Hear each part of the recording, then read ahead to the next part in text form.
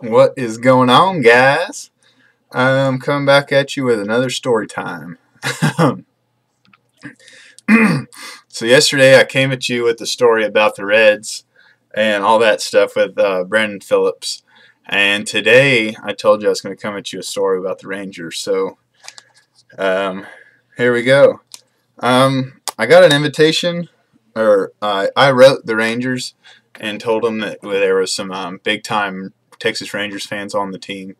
And I wrote them like in October or November, and I never got a response back. And I got a response back in early February, and the lady was like, "Hey, we'd love to have you out for a game and to watch a practice. Just let us know when and where you want to do it." So I wrote her back, and at the time I wrote her back, the only time we had available was that Sunday. Like, I got the email like on a Monday or Tuesday, and the only time I had available was the upcoming Sunday. So I wrote her back and said, blah blah blah. How was Sunday? And she's like, "Sunday's great." So we drove 4 hours out to, I forget where, the Surprise, Arizona. That's where they're at. We parked. There was no one there yet. It was like 8 in the morning. The gates weren't open yet. The security guard asked us if we are, the military guys, and we said yes, we were. He had our names already written down. He let us in the ballpark, and now it's just us in an empty ballpark. So we went to the admin building, checked in with the dude at the front desk. He called her down. She came down, met us, and she's like, "Well, let's go." We've been there like 2 minutes at this point. And she's like, "Let's go." So we go, and we go around the back of the building, and as soon as we turn that corner, I'm like, "Holy shit." I'm like, "Dude, there's Derek Holland, like right there, man." And the reason I was excited is because Derek Holland has a card in my set I've been doing. So I was like, "Well, can we go talk to him?" She's like, "Sure." She's like, "Derek's a great guy to go talk to." So we went up to him and was talking to him, and I got him to sign a card for my set here. And we were talking to him for like probably 10 minutes.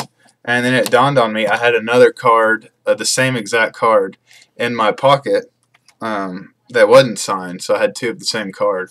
So I got him to sign that one as well. And what's funny, when I gave him the second one, he looked at me and he's like, "Oh, you're one of those guys, huh?" And I was like, "What are you talking about?" And he was laughing. He's like, "Oh, I'll probably see this one on eBay later." And I was like, "Shoot." I'm like, "Write it on there. See you on eBay." He's like, "Heck no." He's like, "If I write that, you'll probably get more on eBay for it." So, needless to say, it's not going on eBay.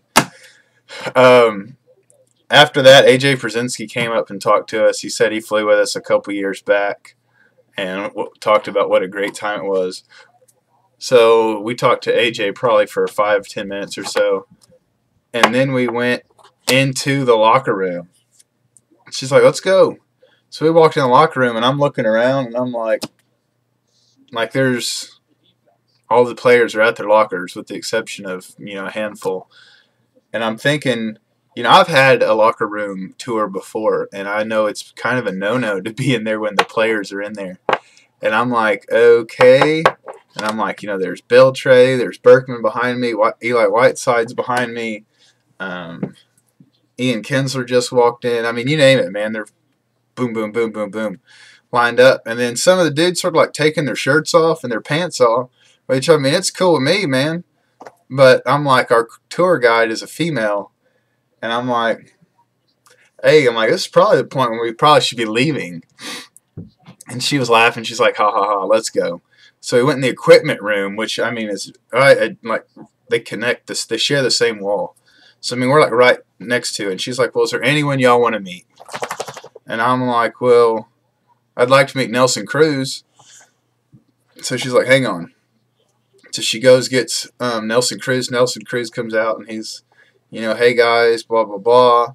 We had a picture of our Jets personalized to him with his name on it. He was extremely grateful for that. He signed a card for me. Kind of can't show up, or really doesn't show up very good, but it's over here on this side. But he signed that for me, and then he signed a sweet spot official Major League Baseball for me. And we talked to him, probably 10 minutes or so. And she asked once again, is there anyone else I'd like to meet? Well, when we were in the locker room, we already talked to Eli Whiteside. We talked to Lance Berkman. She said, or they said, Beltre sometime is kind of hit or miss on, talking, as far as he's one of them dudes I'm at work to work. So we didn't get to talk to him, but he was really the only one. And I wanted to talk to Ian Kinsler, and she's like, oh, he's not here right now. And I was like, well, what about you, Darvish? And she's like, yeah, same with him. He's not here. She's like, anyone else other than those two you can meet. And I'm like, well, we're done. So we're talking to the equipment manager, just kind of BS, and he's like, do y'all want some shirts? And we were like, well, sure. So he opened up the trunk we're in the equipment room still. He opened up the trunk for all the players' shirts, like T-shirts, and he gave us these shirts. It's just a big T, and then on the back of it, it says spring training down at the bottom. So he gave us those. So then we went back to the admin building, and she was like, well, this concludes your tour. She's like, here's your tickets for today's game. The tickets they gave us were like 2 rows behind home plate. Like, Mr. Ryan, Nolan Ryan wasn't there that day, but she said if he would have been there, we would have been like, he's seat number 1, and we were seat 2, 3, 4, 5, 6, and 7. So we would have been like right next to him. So she's like, that concludes your tour. She's like, y'all are free to go wherever y'all want. She's like, the only place y'all can't go is on the fields and back into the locker room. But she's like, if y'all want to go back to the back where the players were, y'all can do that. And we're like, okay. So I told the guys, I'm like, well, let's go back there. And once again, I'm like the only like die-hard baseball memorabilia autograph type of guy. And I'm like, well, let's go back there. I'm like, I want to see if we can get you Darvish or Ian Kinsler, because I'm a pretty big Kinsler fan.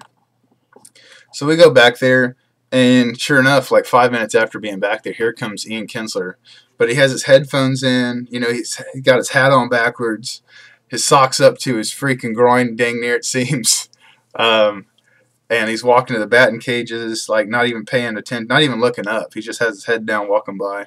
And I'm like, well, shit, we'll catch him on the way back.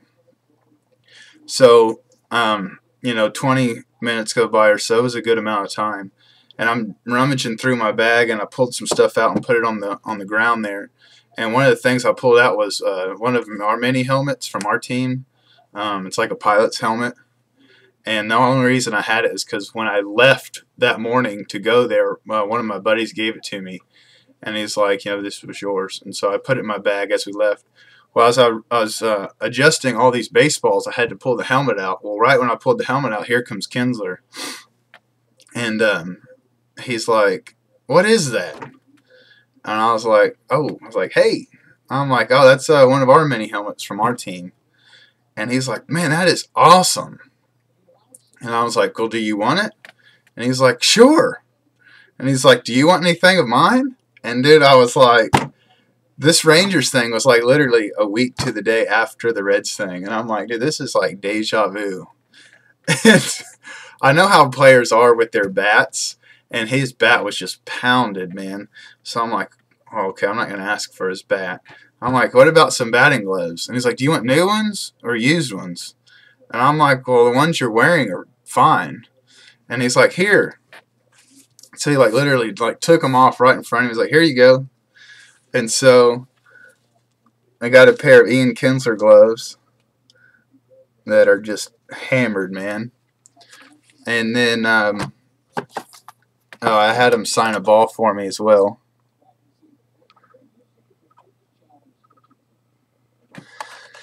And then, a couple days down the road, I found a picture, a photo file picture of him. And I know it's not the same gloves, but it's the same exact style of gloves.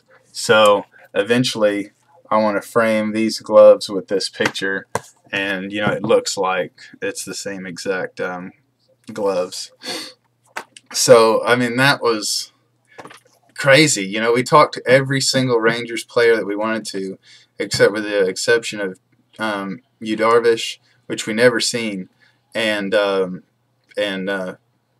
Beltre.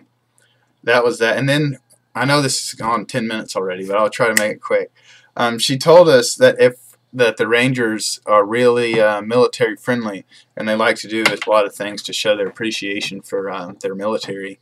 And they said if we would have gotten there like an hour or 2 hours before we got there, that they would have invited us to shag fly balls for batting practice. So she's like, next year, if y'all want to do this again, get a hold of me, and y'all can get here like at 7 or 8 in the morning, and y'all can go in the outfield and shag fly balls as the players are hitting with the balls. So I was like, I'm like, yep, we'll definitely see you next year. So that was an awesome experience. So that's that for the Rangers. I got a couple more videos I'll shoot in the next couple days. I got some trades, and then my little NASCAR outing we had. So that's that, guys. As always, I appreciate you guys watching, and me losing my mind here. I appreciate you guys watching the videos and leaving comments and PMing me and all that. So thank you guys, and peace out.